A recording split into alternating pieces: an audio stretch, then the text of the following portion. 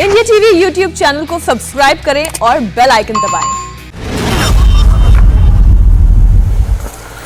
स्वागत है आप सभी का। आइए सीधे मेहमानों के पास चलते हैं। जैसा हमने आपको बताया, आज हम बात करने जा रहे हैं एक ये जो नया खतरा, एक नई बीमारी आप कई रोज से सुन रहे होंगे, ब्लैक फंगस, जिसे टेक्निकल भाषा में, मेडिकल टर्म्स में म्यूकोरमाइकोसिस कहा जाता है। ये क्या है और इसका कोरोना से क्या रिश्ता है, ये बताने के लिए हमारे साथ आज देश के दो जाने माने डॉक्टर्स मौजूद हैं।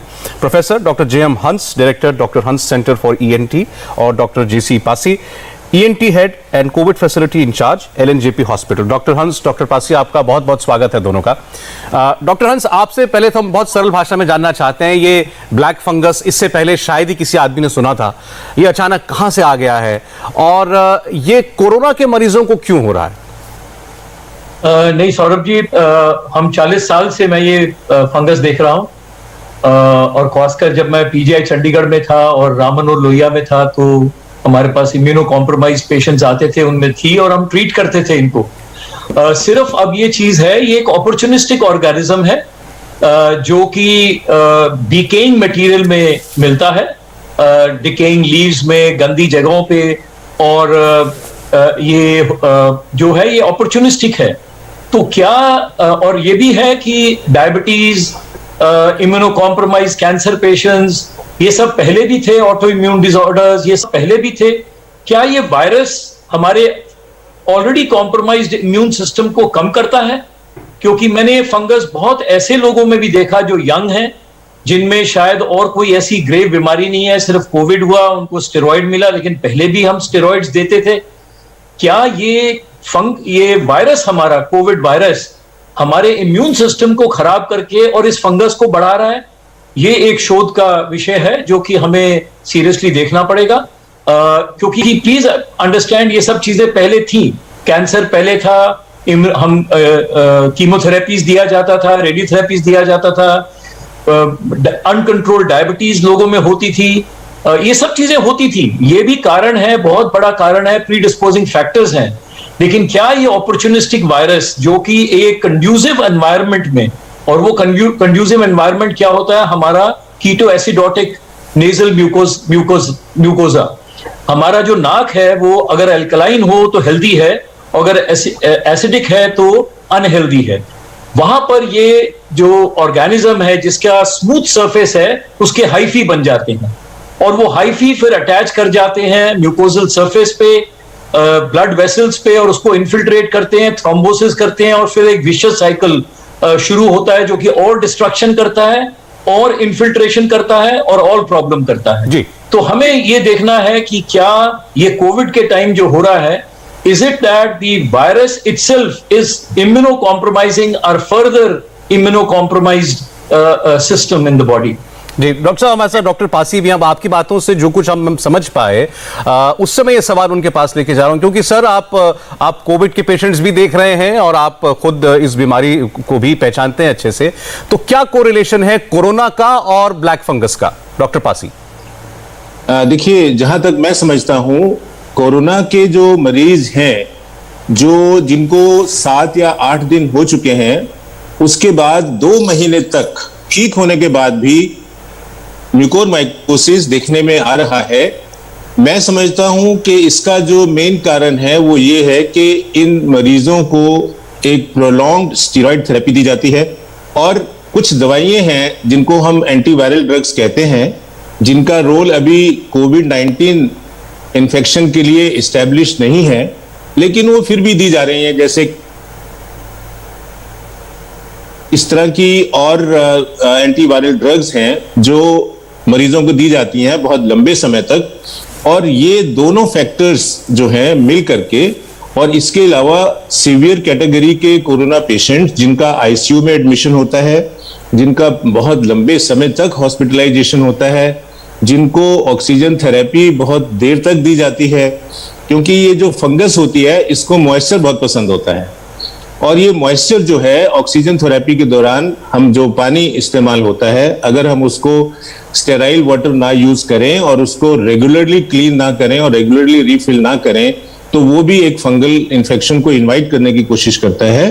तो ये सारे फैक्टर्स जो हैं कोरोना वाले मरीजों के साथ अटैच्ड है, इसलिए वो ब्लैक फंगस के शिकार हो रहे हैं, ना कि कोरोना इटसेल्फ जो है वो कारण है ब्लैक फंगस का। आप कह रहे हैं कि कोरोना के इलाज में जिन दवाओं का इस्तेमाल होता है, या अगर किसी को बहुत इंटेंसिव मेडिकेशन से गुजरना पड़ा है कोरोना काल के अंदर, हॉस्पिटलाइजेशन में रहना पड़ा है, वो लोग ज्यादा प्रोन है या उनको ज्यादा खतरा है। अब मेरा अगला सवाल ये होगा आपसे कि फिर ये करता क्या है हमारे शरीर में आकर के। मैं सवाल फिर एक बार डॉक्टर हंस के पास ले जाता हूं। पहले डॉक्टर साहब, ये कहां से हमारे शरीर में एंटर करता है और ये किन किन अंगों को किस किस्म से इफेक्ट कर सकता है? देखिए, नाक से जाता है जी, नेजल म्यूकोजा जो हमारा है वहां से ये एंटर करेगा, क्योंकि that is the entry point two it. और फिर अगर ये कंड्यूसिव एनवायरनमेंट मिलेगा इसको वहां पर, जैसे मैंने आपसे कहा कि अगर नेजल म्यूकोजल इंजरी है, ड्राई म्यूकोजा है कभी कभी, तो उससे भी ये कीटो एसिडोटिक म्यूकोजा है, उससे ये अंदर अटैच हो जाता है। स्मूथ सरफेस्ड ऑर्गेनिज्म जो उसके हाइफी बनते हैं और ये अटैच होके फिर थ्रोम्बोटिक लीजन्स करता है। म्यूकोजा में के जो वेसल्स होती हैं उसमें और ऑक्सीजन डिप्लीशन होता है और फिर ये और फैलता जाता है। This is an infiltrative fungus, unlike एक और ब्लैक फंगस होता है जिसको हम एस्परजिलस कहते हैं, जो कि एलर्जिक फंगस होता है। वो एलर्जिक फंगल साइनोसाइटिस करता है और वो जो है सिर्फ एक्सपेंशन कर देता है हमारे जो अंदर हड्डियां होती हैं, जो साइनस की हड्डियां होती हैं, जो बेस ऑफ स्कल होता है, आंख की जो हड्डी लमाइना पेप्रेशिया जिसको हम कहते हैं, जो आंख और नाक को हटाती है, उसको एक्सपैंड करता करता ये अंदर चले जाता है। But this fungus is an infiltrative fungus which if gets a conducive environment then becomes infiltrative in nature। मैंने इसीलिए आपसे ये पूछना चाहा था कि इसका असर हमारे किन किन ऑर्गन्स पर है। जैसे कई मामले जो शुरुआती आए वो आंख के आए, लेकिन कुछ मामले हैं वो ब्रेन इन तक इसके पहुंचने के हैं, कुछ लोगों में ये जबड़ों में पाया गया है। देखिए, जहां जहां ये सेटल होगा, अगर आपका कोई दांत एक्सट्रैक्शन, टूथ एक्सट्रैक्शन की हिस्ट्री है तो ये उसके अंदर चला गया, जो हमारे मैंडिबल की मैरो है उसमें चला गया।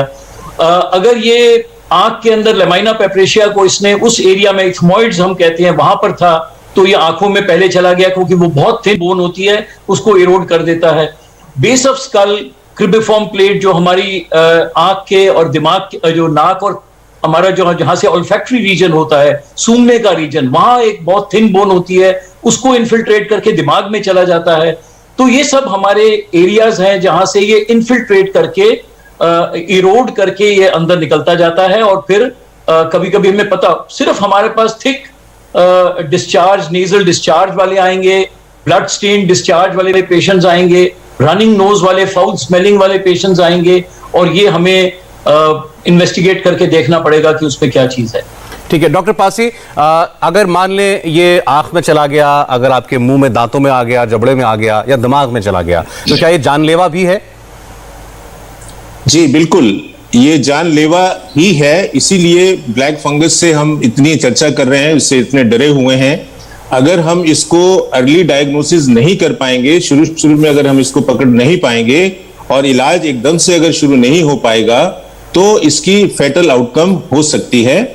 जैसे कि डॉक्टर हंस ने बताया कि हम लोग एज ENT सर्जन्स, हम लोग सदियों से ब्लैक फंगस को डील करते आए हैं।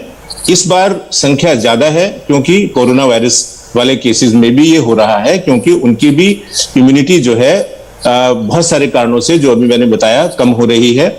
तो ये जानलेवा इसलिए हो जाता है, जैसे कि डॉक्टर हंस ने बोला, कि ये हमारी जो स्कल बेस की हड्डियों के थ्रू जब दिमाग में चला जाता है, हमें जबड़ा भी निकालना पड़ता है, नाक भी निकालनी पड़ती है, आंख भी निकालनी पड़ती है जान बचाने के लिए।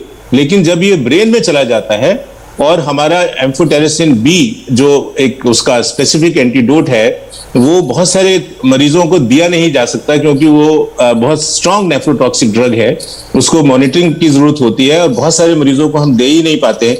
तो ऐसी अवस्था में सर्जरी भी काम नहीं आती है। अगर वो दिमाग में चला जाए तो ऐसी स्थिति में ये जानलेवा हो सकता है, डेफिनेटली।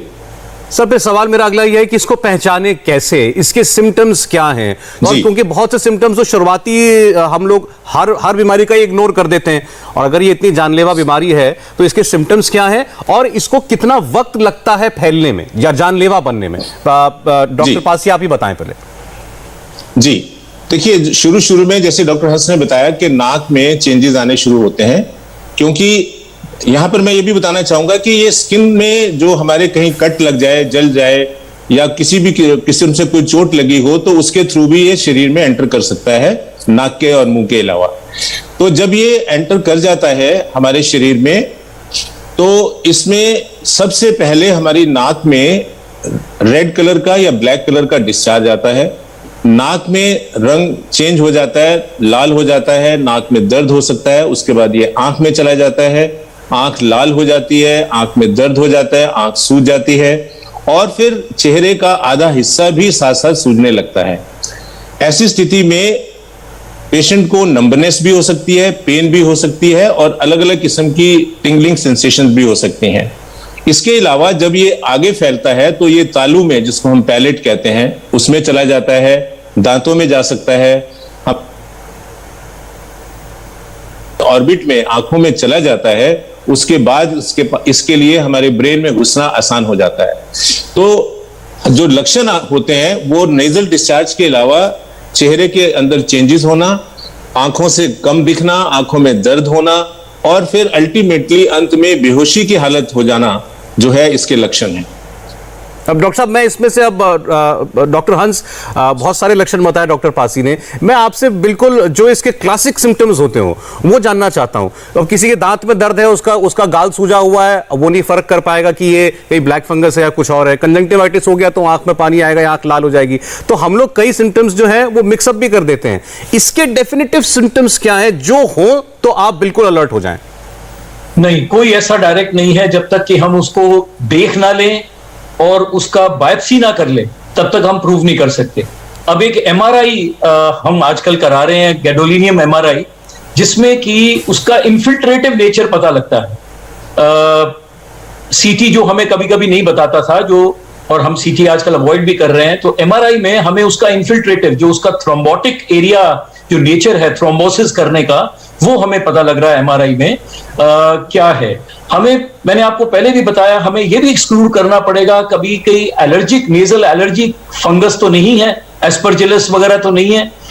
लेकिन आजकल आई थिंक जिस सिचुएशन से हम कर रहे हैं, हमें हर चीज को कड़वे घूंट से ही पीना पड़ेगा और देखना पड़ेगा, उसको एक शक की नजर से देखना पड़ेगा। अब जैसे मेरा एक पेशेंट है, उसका दांत निकाला और वो मुझे कह रहा है कि डॉक्टर साहब यहाँ पर मेरे को स्वेलिंग हो रही है, और उसको एंटीबायोटिक दिया गया, वो एंटीबायोटिक ठीक नहीं हुआ। तो मैंने उसको कहा नहीं, आप इसको दिखाएं, एमआरआई कराएं और एक हम अगर कोशिश करेंगे छोटा सा टुकड़ा लेके जांच करें कि क्या चीज है, क्योंकि हमें एक्सटेंट ऑफ द डिजीज, वो कहां तक फैला हुआ है, ये ऊपर से नहीं पता लगेगा।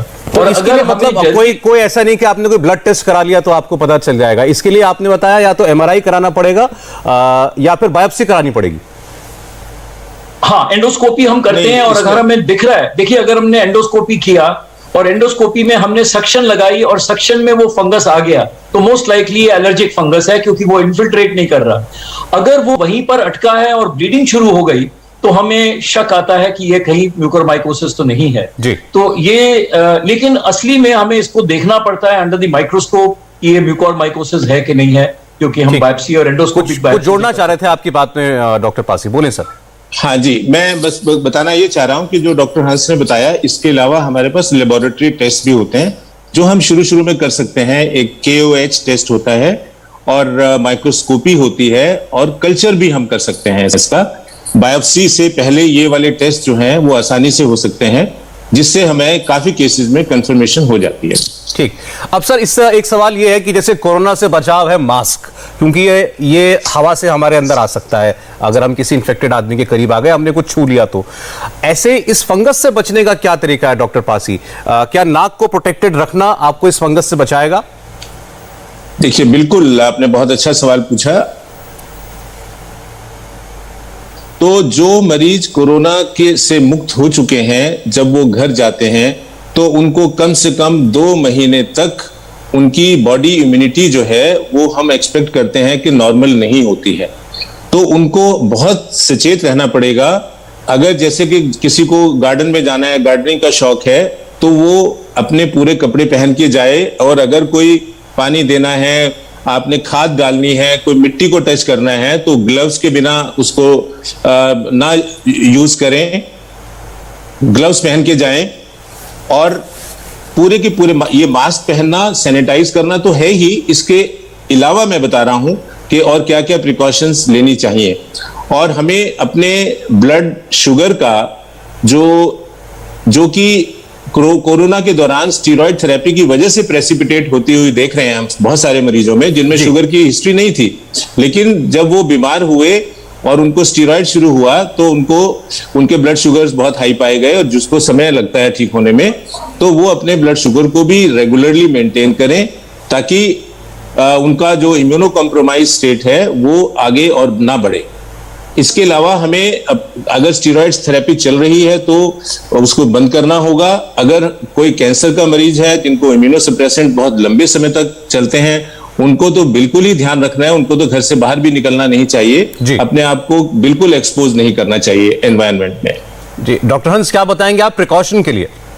देखिए, 2-3 चीजें जिस पे मैं एम्फेसाइज कर रहा हूं आजकल, क्योंकि मेरे पास ऐसे यंग लोग भी आए हैं जिनको ना तो बहुत ज्यादा डायबिटीज थी, ना कैंसर था, लेकिन उनको अंडरलाइंग एलर्जिक फंगस निकला। तो हमने उनकी वो टेस्ट किया, फिर हमने उनको इम्यूनोथेरेपीज दी, ताकि वो उनका जो immuno compromise portion of the body है वो ठीक हो, ताकि जो जितने भी इम्यून सिस्टम है वो इसको लड़ सके और इसको ना जा सके। दूसरा ये है कि आप नेजल पिकिंग ना करें, नाक में उंगली ना मारें, गंदे हाथों से ना मारें, ताकि अगर आप ट्रॉमा करते हैं नाक के अंदर नेजल म्यूकोजा में, तो ये उससे भी एंटर कर सकता है। तीसरा, एक बहुत चीज जो मैं देख रहा हूं आजकल, 6-6, 8-8 बार लोग स्टीम ले रहे हैं, और सीधा स्टीमर से लेते हैं। वो स्टीमर से लेना सीधा उसको जला देता है, म्यूकोजा को स्कैल्डिंग कर देता है। तो एक तरीका होता है भाप लेने का कि आप गर्म पानी को पतीले में डालें, अपना हेड कवर करें, जो हमारा पुराने जमाने का तरीका था, और उससे आप स्टीम लें। तो उससे स्टीम इज वेरी गुड। हमने यही देखा कि स्टीम जो है बहुत अच्छी है इन चीजों में। एयर कंडीशन ज्यादा यूज ना करें, कि उससे हमें ये डर रहता है कि अपर रेस्पिरेटरी इंफेक्शंस होंगे और वायरल इंफेक्शंस होंगे, तो ये अवॉइड करें। बट सबसे ज्यादा जरूरी है कि नेजल म्यूकोजल हाइजीन को आप मेंटेन करें। आप कोई तरल पदार्थ, जैसे पहले जमाने में हम देसी घी लगा लेते थे, लेकिन आजकल हम न्यूज़पोरिन आई ऑइंटमेंट लगा लेते हैं, ताकि वो तरल रहे, ल्यूब्रिकेटेड रहे म्यूकोजा, ताकि उसकी जो म्यूकोसिलरी मूवमेंट है, उनमें छोटे छोटे जो बाल हैं, उनकी जो एक्टिविटी है वो अच्छी रहे, और वो उसको निकालते रहे, बाहर फेंकते रहे, या पेट के अंदर एसिड खत्म कर दे उनको। तो वो अगर नहीं होगा, mucociliary action of the nasal mucosa healthy नहीं होगा, तो ये चीजें ज्यादा वहीं पनप जाएंगी और वहीं घुस जाएंगी। अच्छा सर, एक सवाल इस बीच में रह गया डॉक्टर पासी, वो ये कि जैसे कोरोना में 90% से ज्यादा मामले अपने आप ठीक हो जा रहे हैं, तमाम लोग जो हैं वो एसिम्प्टोमेटिक होते हैं, वायरस आता है चला जाता है, पता भी नहीं चलता कई बार। ऐसा क्या कई केसेस में इस फंगस के साथ भी है, या ये अगर आ गया है और ट्रीट नहीं हुआ तो ये बढ़ता ही जाएगा लेकिन अपने आप नहीं जाएगा? डेफिनेटली ये उस तरह से नहीं होगा। ये बात सही है कि 90% से ज्यादा मरीज अपने आप ठीक होंगे। हम जो फंगस, ब्लैक फंगस वाला जो ग्रुप है, वो केवल वो ग्रुप है जिनको सीवियर डिजीज हुई थी, जिनको लंबा हॉस्पिटलाइजेशन होना पड़ा, जिनको आईसीयू में रहना पड़ा, जिनको ह्यूमिडिफायर का यूज करना पड़ा बहुत लंबे समय तक ऑक्सीजन लेने की वजह से, जो इम्यूनो कॉम्प्रोमाइज्ड है, जिनका अनकंट्रोल्ड डायबिटीज है, जिनको बहुत प्रोलॉन्ग स्टीरॉयड थेरेपी दी गई है, या जो कैंसर से पीड़ित मरीज हैं, एड्स के मरीज हैं बहुत लंबे समय से, ये और या एल्डरली एज ग्रुप है जिनका इम्यून सिस्टम वैसे ही कम होता है। हम केवल उन ग्रुप्स की बात कर रहे हैं, और अगर ये हो जाता है तो वो उनका इलाज पूरा होना जरूरी है, वो अपने आप ठीक नहीं होगा। डॉक्टर साहब, मेरे पास समय खत्म हो गया, लेकिन फिर भी मैं चाहता हूं और व्यूअर्स को मैं कहना चाहूंगा कि अब आप अगले 30-40 सेकंड बहुत गौर से सुनिएगा। मैं एक बार रिपीट करवाना चाहता हूं आपसे, सिम्टम्स लोग पहचान लें, या अगर आप चाहे आपको कोरोना हुआ है या नहीं हुआ है, वो कौन से सिम्टम्स हैं, अगर हैं तो उसको आप गंभीरता से लें। बहुत शॉर्ट में डॉक्टर हंस। नेजल डिस्चार्ज हो, अगर आपको कोविड की हिस्ट्री हुई है और आप हाइजीनिक कंडीशंस मेंटेन नहीं कर रहे हैं, तो नाक का बहना, थिक नेजल डिस्चार्ज हो, उसमें ब्लड स्टेन्स आने लगे, ब्लैक डिपॉजिट्स होने लगे, अगर आपका आंख के नीचे और दोनों आंखों के बीच में नाक के ऊपर ब्लैक स्पॉट्स आने लगे, दांत ढीले होने लगे, हेडेक रहने लगे, फ्रंटल हेडेक्स हो जो फ्रंटल साइनोसाइटिस के जाने के इन्फेक्शंस हैं, तो ये सब चीजें हैं जिसको आजकल हम थोड़ा सा जल्दी पकड़ना चाहेंगे। तो हम चाहेंगे कि मरीज अपने दिमाग में ये रखे, डरे नहीं, क्योंकि हो सकता है हर किसी में ये ना हो। मैं बिल्कुल नहीं चाहता कि लोग डर जाएं और फिर वो हो जाए, लेकिन इसको दिमाग में रखें और जल्दी से आजकल वीडियो कंसल्टेशन, कोरोना ने हमें एक बहुत अच्छी चीज सिखाई, वीडियो कंसल्टेशन। 1 सेकंड में डॉक्टर आपके डोर स्टेप पे है, वो सब चीज बता देता है, तो ये बहुत जरूरी है, डिले ना करें। डॉक्टर हंस, डॉक्टर पासी, बहुत बहुत धन्यवाद इस खतरे से आगाह करने के लिए भी और जागरूक करने के लिए भी। और अभी जो आपने अंत में कहा कि सतर्क रहें, जागरूक रहें, पैनिक ना करें, लेकिन बहुत बहुत धन्यवाद आप दोनों का। नमस्ते, मैं हूं मीनाक्षी जोशी। वीडियो और खबरों से अपडेट रहने के लिए India TV YouTube channel subscribe करें, बेल आइकन दबाना ना भूलें। जुड़े रहें इंडिया टीवी के साथ।